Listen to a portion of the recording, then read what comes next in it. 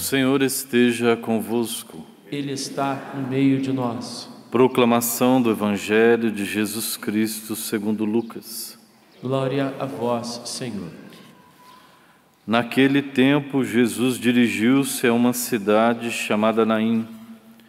Com ele iam seus discípulos e uma grande multidão. Quando chegou à porta da cidade, eis que levava um defunto, filho único, e sua mãe era viúva. Grande multidão da cidade a acompanhava. Ao vê-la, o Senhor sentiu compaixão para com ela e lhe disse: Não chores. Aproximou-se, tocou o caixão e os que o carregavam pararam.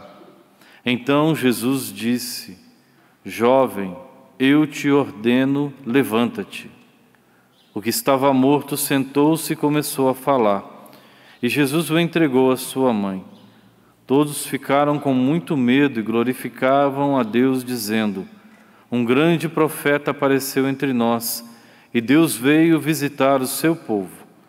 E a notícia do fato espalhou-se pela Judéia inteira e por toda a redondeza. Palavra da salvação. Glória a vós, Senhor.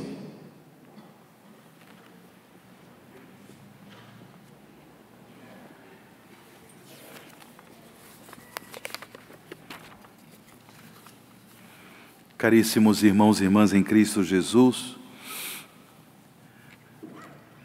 é muito lindo ver a manifestação do poder misericordioso de Jesus ao dar a vida a este jovem, filho da viúva de Naim. É uma oportunidade que o Evangelho nos dá para nós também, nesta Santa Missa, orarmos, intercedermos, suplicarmos ao Senhor que dê vida nova a tantos jovens que estão, por diversos motivos, espiritualmente mortos. Por diversos motivos, jovens que ainda não abriram seus corações à ação do Espírito de Deus, jovens, adolescentes, que ainda não abriram seus corações à ação do amor misericordioso de Deus e que ainda não comprometeram suas vidas com o reino de Jesus. Eu penso que o Evangelho de hoje, esse trecho do Evangelho de São Lucas, que é um trecho único, que Lucas nos apresenta esta ação do poder misericordioso de Jesus, que faz este jovem retornar à vida. Eu penso que é uma linda oportunidade que nós temos de interceder pelos jovens.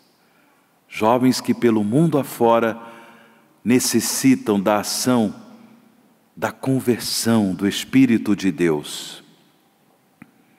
O próprio Jesus, irmãos e irmãs, como nós sabemos, disse: Eu sou a ressurreição e a vida. Quando ele também ficou entristecido por causa da morte do seu amigo Lázaro, ao se encontrar com Marta, a irmã de Lázaro, Jesus disse para Marta: Eu sou a ressurreição e a vida.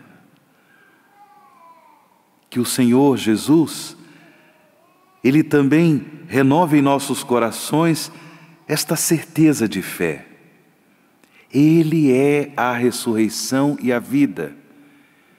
E se por um acaso existe algum sinal, alguma manifestação de morte em nossos corações, em nossas almas, nós cremos que Ele tem o poder de nos ressuscitar, de manifestar a vida, a cura, a libertação, a conversão em nossos corações, para que também nós possamos testemunhar que só em Jesus, só no Filho de Deus Salvador, nós temos ressurreição e vida. E é impressionante perceber esse amor misericordioso de Jesus também em relação a esta viúva. Uma vez que esse jovem era seu filho único, e portanto, imaginemos a desolação desta mulher, a desolação. Nós sabemos que a viuvez na Bíblia era sempre alvo da benevolência de Deus.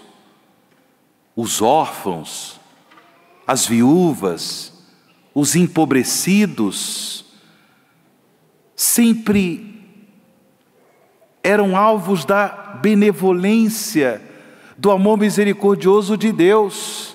Essa mulher se encontrava numa grande desolação.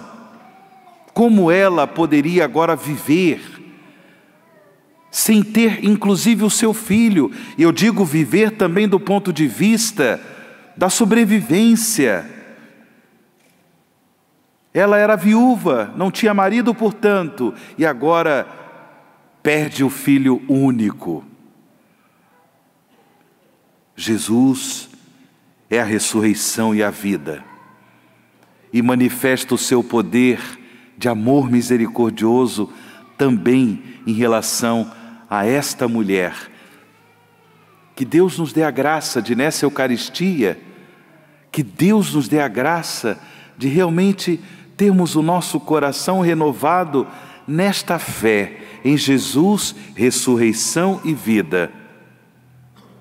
Agora, irmãos e irmãs, tendo presente a primeira leitura, esse trecho da primeira carta de São Paulo aos Coríntios, quando São Paulo, ele fala da igreja, ele desenvolve a sua reflexão sobre a igreja, corpo de Cristo, dizendo que nós cristãos somos membros deste corpo.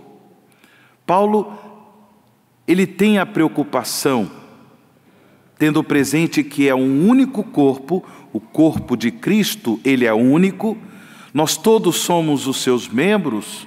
Paulo tem uma preocupação.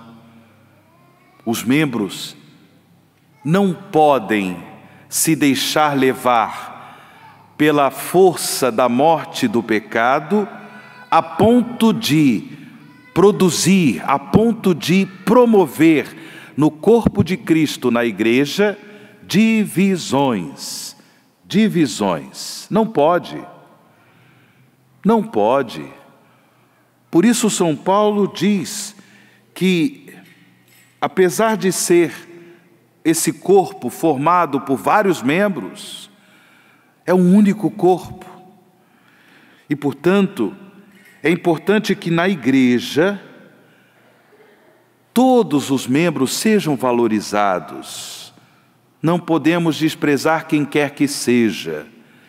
E se por um acaso há um irmão, há uma irmã que infelizmente, movido pela força do pecado, a força da morte do pecado, promove a divisão, dissensões, separações na vida da igreja, é preciso a correção fraterna, é preciso a nossa oração, a nossa intercessão, para que o Espírito de Deus, que faz a vida, a ressurreição do Senhor acontecer no corpo místico de Cristo na igreja, possa também promover a conversão daquele irmão, possa também promover a conversão daquela irmã, de modo que seja um promotor de unidade, de modo que aquela irmã seja promotora da edificação do corpo místico de Cristo na unidade, no amor, na comunhão.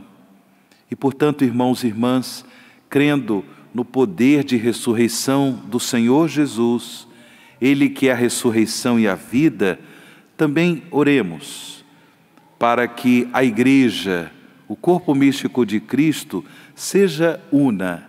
Ela é una, porque a cabeça que é Cristo é um só.